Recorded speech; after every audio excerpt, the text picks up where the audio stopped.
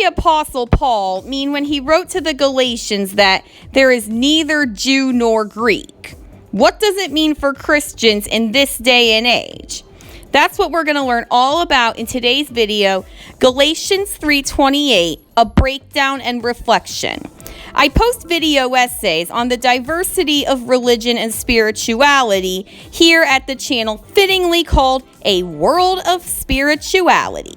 If you like what you see today, find out what else I have to offer through either your end screen, suggestions feed, or my channel page. First, let's break down these words and what Paul meant by them. From the original Greek, Galatians 3:28 is translated as, "There is neither Jew nor Greek, neither male nor female, neither slave nor free, for you are all one in Christ Jesus."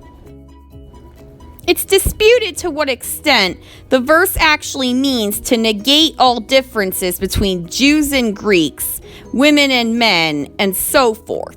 One interpretation is that conventional translations are misleading because really the verse intends to say that all have the opportunity to be Christians, but not that social differences should be eradicated. After all, Gentiles and Jews, women and men, slaves and free people all had different needs and different perspectives that needed to be taken in consideration. And although in a different context, they still do today. When Paul wrote this phrase, he was trying to make a point to the church in Galatia who were claiming that before one could become a Christian, they first had to follow the Jewish dietary laws and men had to be circumcised.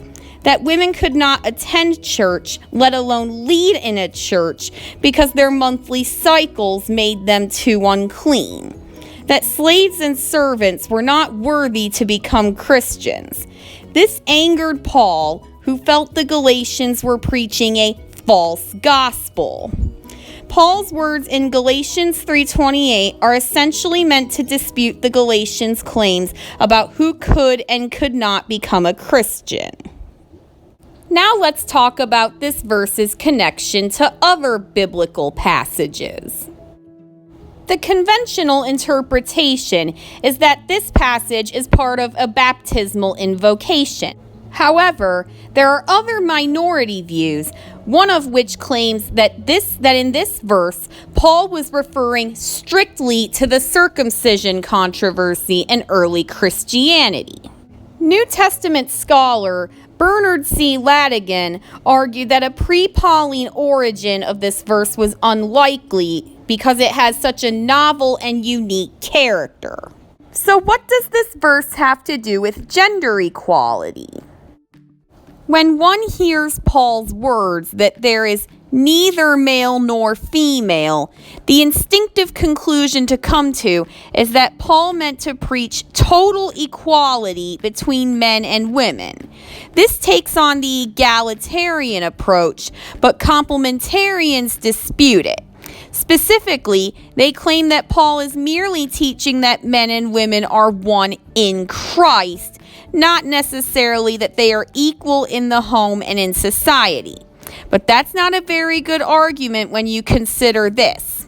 Our oneness in Christ both redeems and challenges superiority and oppression due to race, class, and gender differences.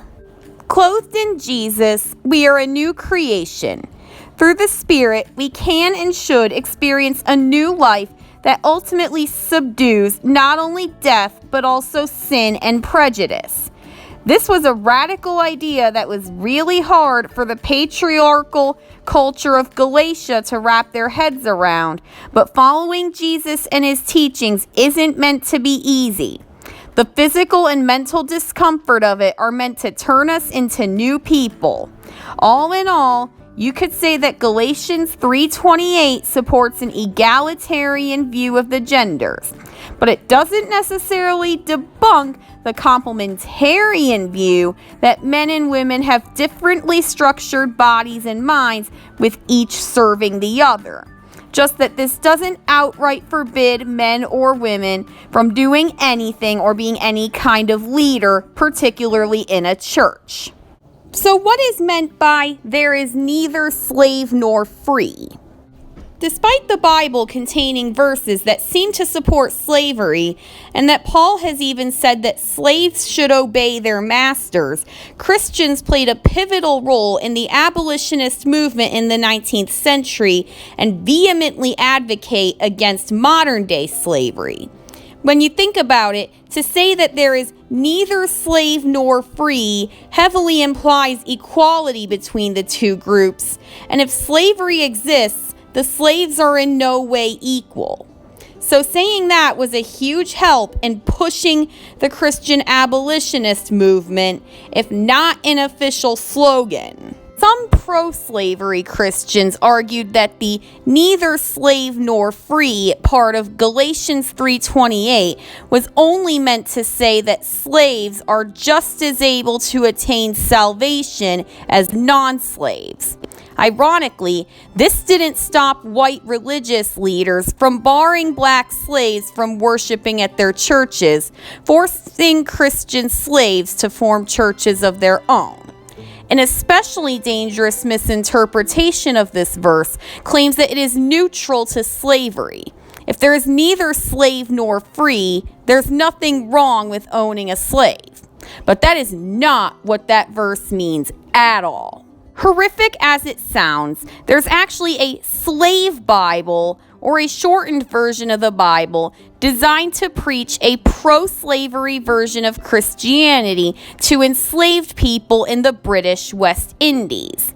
In the Slave Bible, Galatians 3:28 does not include neither slave nor free because the people who composed it feared that it could incite a slave rebellion. This goes to show that if one is to be a Christian, they must believe that all are equal by virtue of being one in Christ, which means they cannot support any form of slavery. So how do we use this verse to tackle racism? When Paul said there was neither Jew nor Greek, Jews meant people who had lived in Israel and followed the law of Moses and eventually decided to follow Jesus, and Greeks was a specification within a broader term of Gentiles, which referred to pagans who converted to Christianity upon hearing the Apostle Paul preach the gospel to them. At this time, the Jews thought they were better than Gentiles because they'd known about God longer and had followed the laws given to them by God in the Torah before Jesus had even arrived. Whereas the Gentiles had only just heard about God and hadn't made themselves pure by following the laws of the Torah. In Galatians 3:28, Paul disputes this, claiming that that doesn't matter because they're all the same in the eyes of Jesus. This is corollary to the statement made many times throughout the New Testament that the teachings and salvation of Jesus are meant for people of all nations. When you consider all of this, there is no grounds for any Christian to believe their race or ethnicity is superior to someone else's and behave as such. Civil rights leader and Baptist minister Dr. Martin Luther King Jr. actually cited Galatians 3:28 at the end of his infamous "I Have a Dream" speech. He also cited this verse in a 1957 pamphlet stating that racial segregation is a blatant denial of the unity which we all have in Christ. To apply neither Jew nor Greek to the covertly harmful "I don't see color" approach is a dangerous misinterpretation of this verse. Although all races and ethnicities are equal in the eyes of the Lord, to ignore their existence only exacerbates the political and social inequalities that persist for certain racial and ethnic groups, which is what Galatians 3:28 is ultimately meant to combat. So at the end of the day, what does this verse actually mean? All things considered, Galatians 3:28 supports an egalitarian view of Christianity and forbids any kind of discrimination, and also has the background meaning of forbidding slavery. According to Jacobus M. Vorster, the central question debated by theologians is whether the statement in Galatians 3:28 is about ecclesiastical relationships can be translated into a Christian ethical norm for all human relationships. Vorster argues that it can, and that the verse provides a Christian foundation for the promotion of human rights and equality, in contrast to patriarchy, racism, and exploitation, which in his opinion are caused by human sin. Some Christian activists have invented a modern, updated version of this verse, which claims there is neither gay nor straight, neither disabled nor non-disabled, and neither black nor white. These are the pairs at odds and needing to hear those words today, whereas Jews and Greeks, men and women, slaves and non-slaves were the ones who needed it during the early church. A society in which we could take the words of Galatians 3:28 to its fullest extent of having any differences between people not matter in the slightest would be called a utopian society. But we're not even close to being there. So the best we can do is take Paul's message as one of equality and unity between different peoples while acknowledging and accepting the differences they have. What does Galatians 3:28 mean to you? Let me know in the comments down below, even if you're not a Christian yourself, because believe it or not, my channel is for anyone who wants to learn more about the diversity of religious belief all around the world. If you like this video and want some more versatile content on the topic of religion and spirituality, click subscribe and tap on the bell so you always know when I've posted new content. While you wait for another video on my channel, check out the ones on your screen, which you'll love if you liked this one.